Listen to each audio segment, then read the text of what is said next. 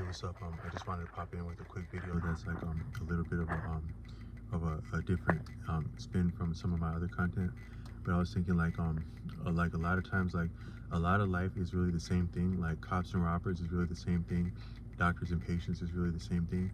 And the only difference between anything is like art. So even like according to Nassim Nicholas Taleb, medicine is better appreciated and better practiced as an art beyond the science.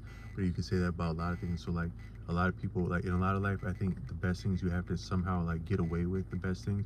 And sometimes it feels like getting away with stuff, like even when somebody like exchanges like social media or like phone numbers with you, it somehow feels like you're actually getting away with something.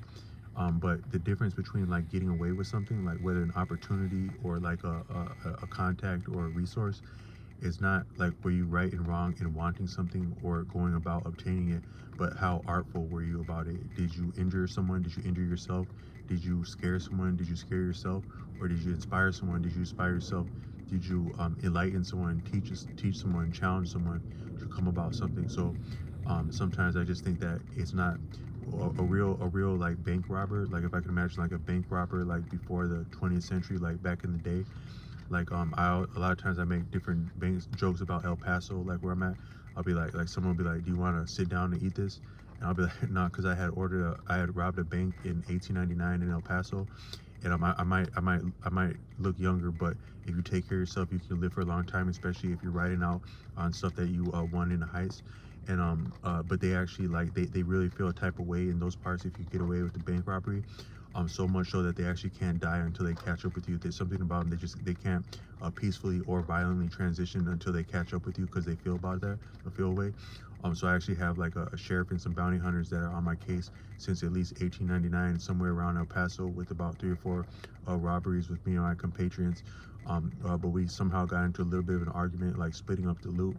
And when they fell asleep, I had also ran off on them, and I haven't seen or heard from them since. But they could likely be undead also, so I can't stop to enjoy this. I'll say stuff like that, but like I would appreciate if someone actually did like pull off stuff like that, like actually pull something off, like righteous or unrighteous. They would have an appreciation for like all different angles and like the value of different angles and approaches. So I think that like sometimes it says like we have not because we ask not, but we also have not because we practice not, and we practice not asking, and we ask not to practice.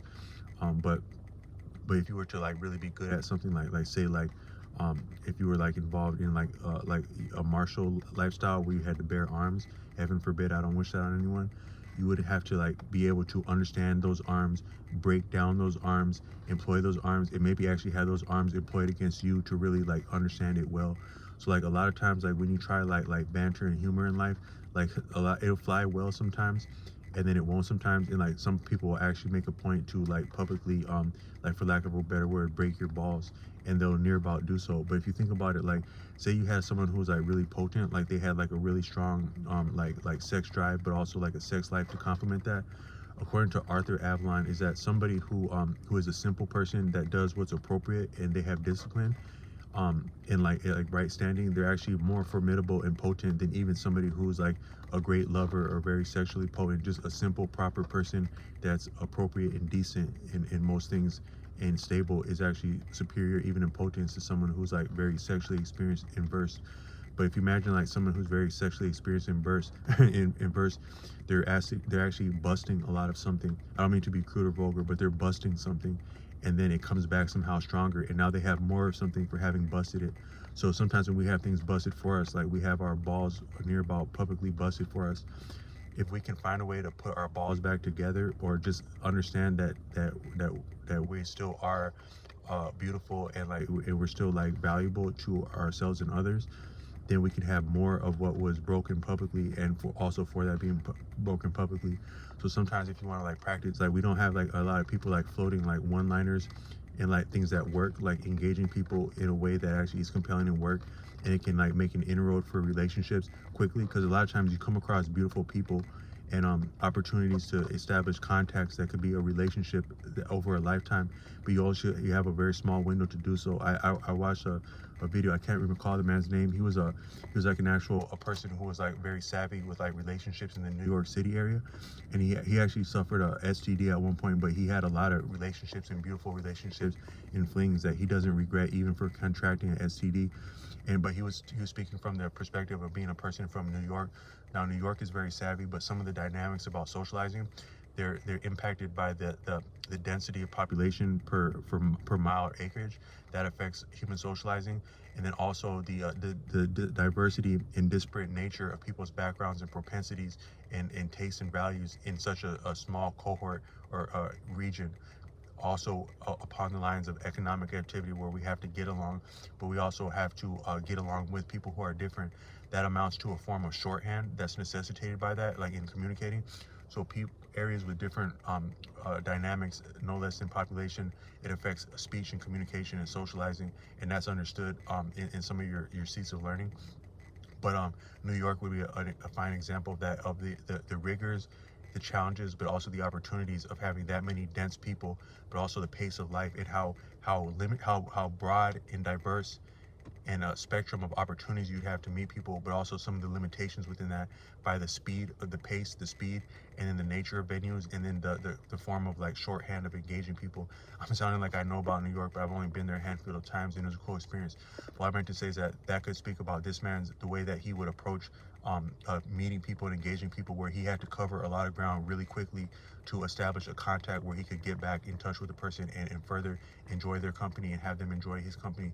So when you're meeting people from that standpoint, you enjoy meeting people and dating, but you also take the opportunity to meet the beautiful people and potential experiences that you come across on a daily basis. Sometimes you have to be quick and dynamic and compelling, and that might be like with humor or just being clever, like as like one-liners and like the real, like, so you better like having your elevator pitch. What about your train pitch, or your walking down the street pitch, or your buying coffee pitch, romantically to compel people? I've actually pulled it off like at drive-throughs sometimes in a cool way, and I've actually shared this content with some of those people that might be viewing this. But all I meant to say is that that's not better or worse than anybody, but it's just like practice to get there. So you have to think about all the ways that something can go right, and all the way that it can go wrong, and all the way that something can go wrong can make something go right, and all the way that something can go right can make something go wrong. Similar to being like familiar with like weapons or something, all the way they can work and not work and be used against us would make someone savvy. And heaven forbid, I don't wish that on anyone with the weapons. But what I meant to say is like, so we don't practice one-liners enough to be good at them, and then we also don't appreciate how they can go right and wrong, experience them going right and wrong, calibrate from that and get better. So actually something going completely off the rail can be exactly what you need to grow more of a parrot and to be more effective and to learn etiquette and tact.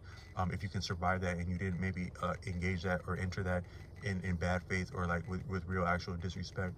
So here goes one, like that this might be the coolest form of engagement is something that makes us better. So actually the best that a one-liner could go over with a beautiful person would actually be if they challenge you, I think, because whether you get on with them or not, you get better from the challenge. So imagine you go up to like a beautiful woman in your area that would appear to like be Spanish speaking, and like I practice Spanish particularly for cool experiences with people, male and female, so you say like um uh uh um hola, mira, es posible practicar mi español un momento para ti, o conti, practicar mi español de Duolingo todo la día, toda la semana, todo el año, but para serio bendecido encontrar a ti, um, uh, está elegante, para serio bendecido